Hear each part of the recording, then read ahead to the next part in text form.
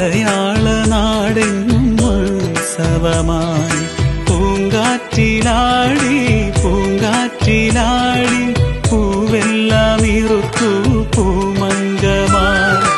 എല്ലാരും ചേർന്ന് പൂ കൊണ്ടുവന്ന് പൂക്കളമിട്ടു പൂമുറ്റത്ത് എല്ലാരും ചേർന്ന് പൂ കൊണ്ടുവന്ന് പൂക്കളമിട്ടു പൂമുറ്റത്ത് അത്തം മുതൽ ആഘോഷമായി പൂക്കളം തീർക്കും കെങ്കേമമായി